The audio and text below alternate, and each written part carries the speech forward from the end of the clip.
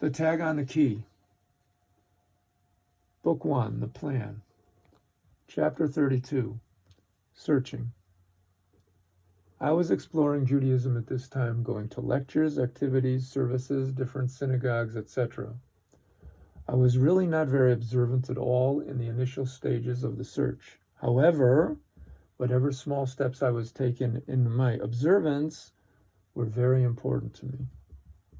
I took on practices very gradually over a period of several years. I liked the minyan, or prayer quorum, at the university. There were students there who were from observant families, and it was a good way for me to get acquainted with religious people and see how they practiced Judaism in real life. There was a certain difficulty in relating to them. Whenever I would ask them genuine questions about religious practice, the response that I would inevitably receive was, "Don't ask. It's better you shouldn't know. Once you know, you have to do. Then it's too late." In some ways, the way that I was practicing Judaism was silly, because it was based more on vague feelings of what is the Jewish practice rather than knowledge of the accepted practices based on sources learned from teachers. However, when attempting to find out what the real practice was, I would be rebuffed. I was stuck, but not about to quit. In Judaism, the Masorah, or tradition, is very important. The practices are performed in a continuum, an unbroken chain from Mount Sinai until our present time.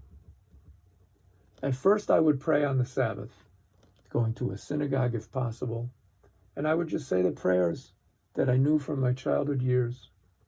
I went to every synagogue listed in the Rochester phone book, Orthodox, Conservative, and Reform.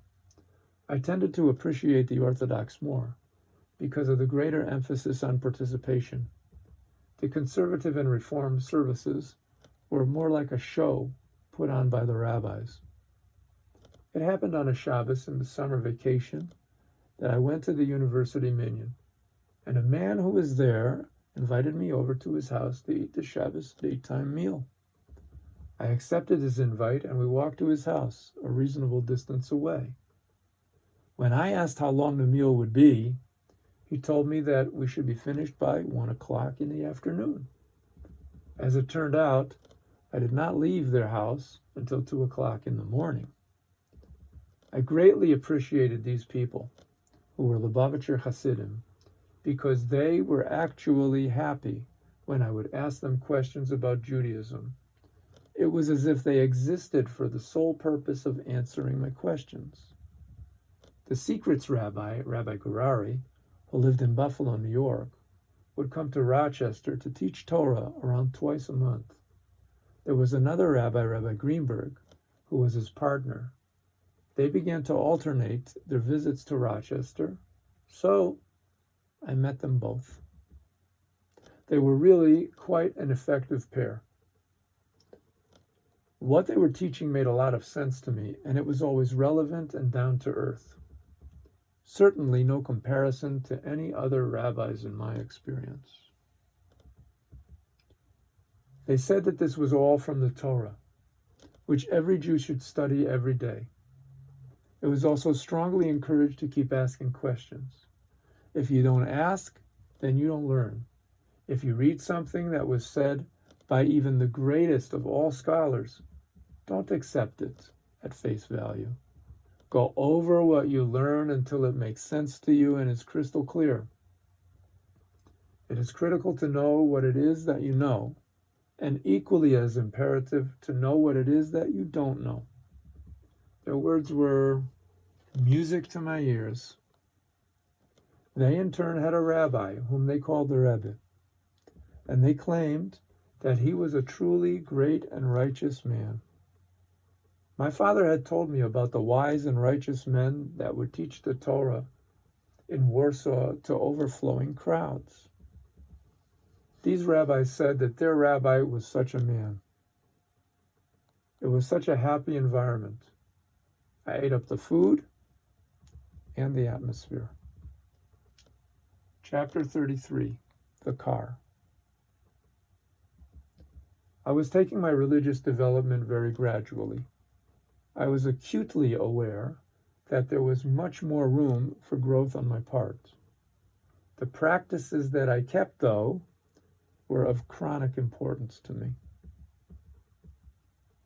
The Shabbos was so wonderful, and it had passed so quickly. Now it was 2 a.m.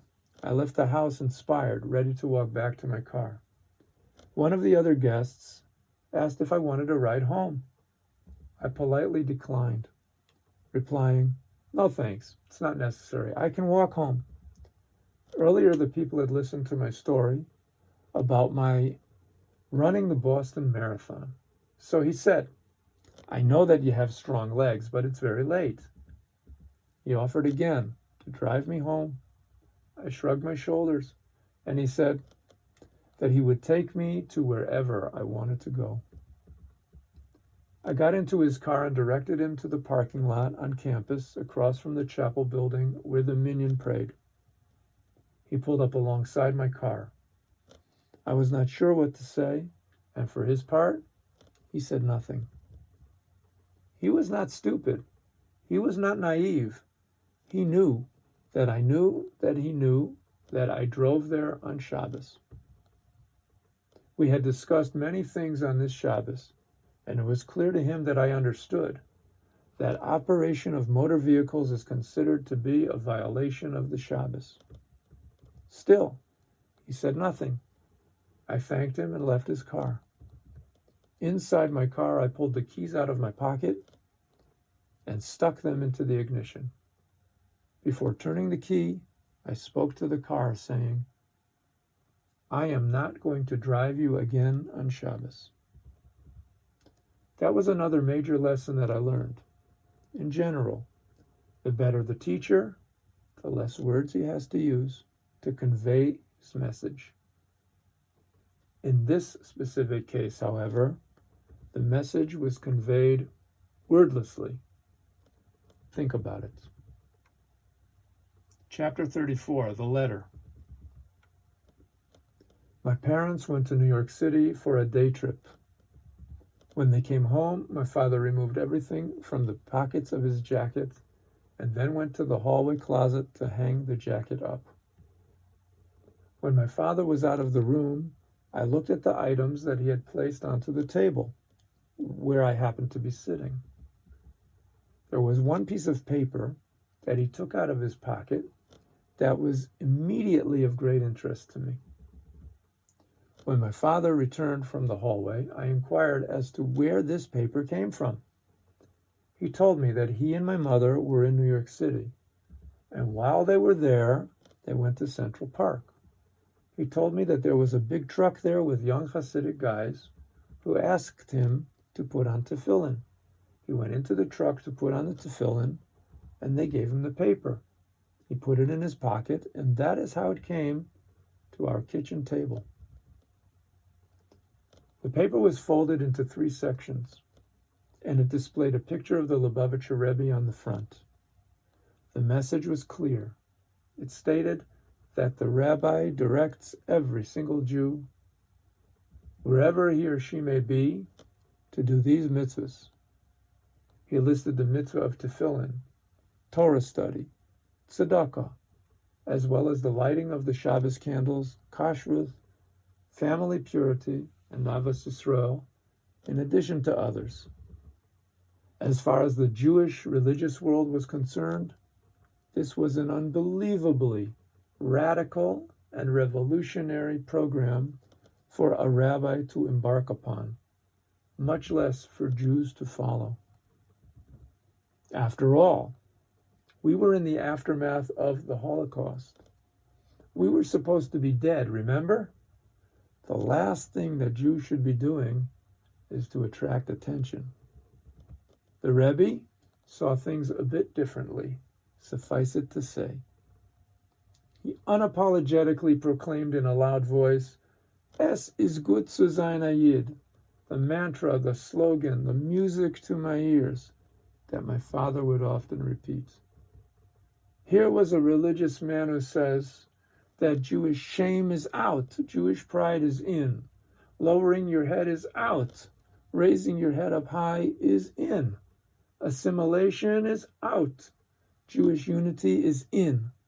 The weak among us will be strengthened, and the strong will be strengthened further still. The unlearned will learn and become wise.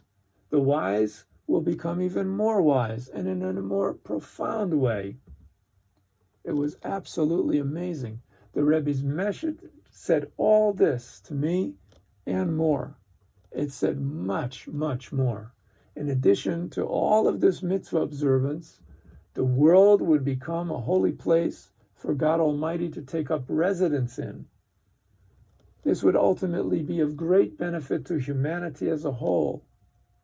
All are to be included. A very strong message indeed.